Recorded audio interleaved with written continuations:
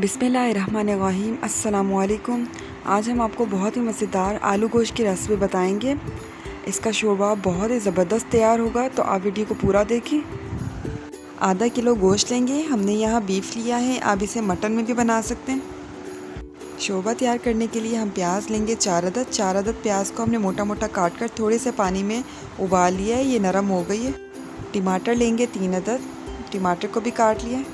उबली हुई प्याज और कटे हुए टमाटर को हमने जूसर ब्लेंडर में डालकर इस तरह से पेस्ट बना लिया है। ये देखिए टमाटर और प्याज का ये पेस्ट है जो हम शोरबे में इस्तेमाल करेंगे।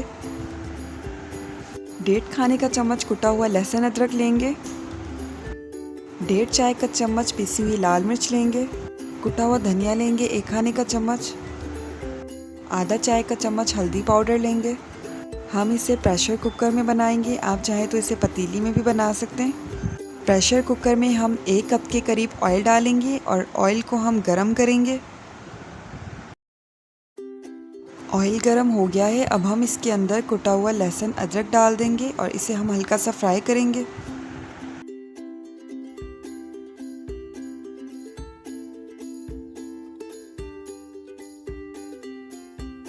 अब हम इसके अंदर गोश्त डाल देंगे और गोश्त को लहसुन अदरक के साथ हम फ्राई कर लेंगे। दरमियानी आंच पर हम लहसुन अदरक के साथ इतना फ्राई करेंगे कि गोश्त का कलर वाइट हो जाए।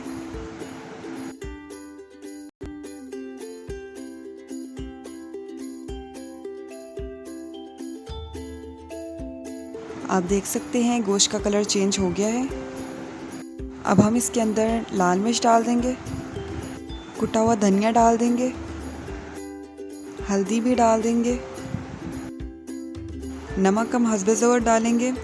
आप भी अपने टेस्ट के मुताबिक डाल लें जितना आपको पसंद हो। सारे मसालों को हम गोश्त में अच्छी तरह से मिक्स कर देंगे।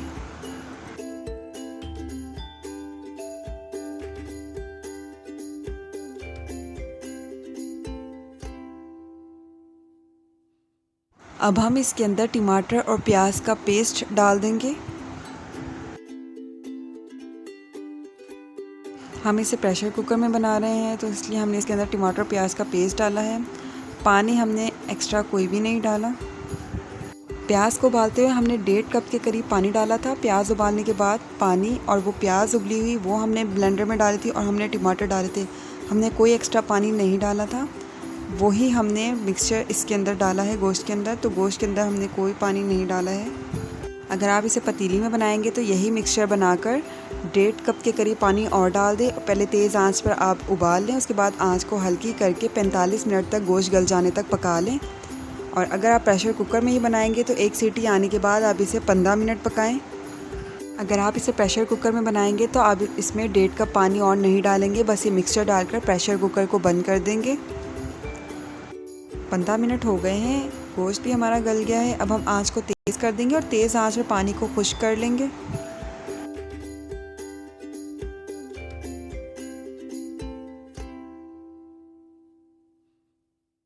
गोश्त को भूनते हुए हम ये चीज़ें और डालेंगे, जिनमें 3 अदद हम दरमियाने आलू लेंगे। आलू के छिलके उतार कर हमने इस तरह से काट लिए।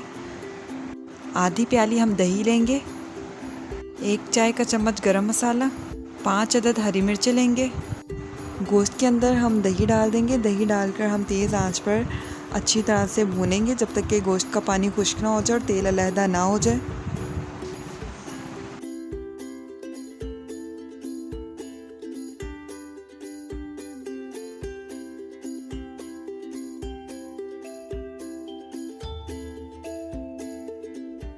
पानी तकरीबन खुश्क होने वाला है, तेल भी अलहदा हो गया है। अब हम इसके अंदर हरी मिर्चें डाल देंगे।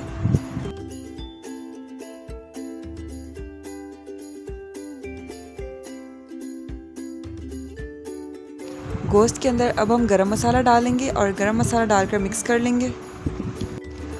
गोश्त को हम अच्छी तरह से भूनेंगे जब तक कि पानी बिल्कुल भी खुश्क ना हो जाए। गोश्त को हमने अच्छी तरह से भून लिया है। अब हम इसके अंदर कटे हुए आलू डालकर मिक्स करेंगे। मिक्स करने के बाद हमने इसके अंदर 1.5 गिलास के करीब पानी डाला है।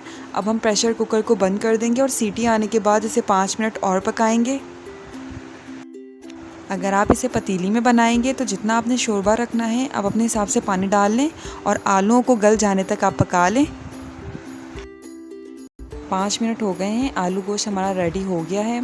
इसका शोरबा बहुत ही स्मूथ सा बना है, कोई इसके अंदर टमाटर प्याज नज़र नहीं आएगा आपको। तो आप जब भी बनाएं इसी तरह से बनाएं। और अगर आप चाहते हैं टमाटर प्याज शोरबे में नज़र ना आए तो आप अच्छी तरह से पहले ब्लेंड कर लें। और अगर आप प्याज को उबाल कर बनाएंगे पहले तो उससे ये होगा कि शोरबा पतला नहीं लगेगा, थोड़ा सा वो गाढ़ा हो जाएगा प्याज को उबालने की वजह से।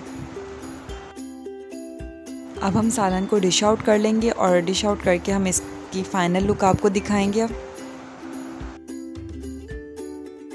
तो ये है हमारे सालन की फ़ाइनल लुक। उम्मीद है आपको हमारी रेसिपी बहुत पसंद आई होगी। अगर आपको हमारी ये रेसिपी पसंद आई है तो हमें इसका फ़ीडबैक ज़रूर दें। हमारी वीडियो को लाइक करें और चैनल को सब्सक्राइब करें। Thank you. अल्लाह हाफिज़।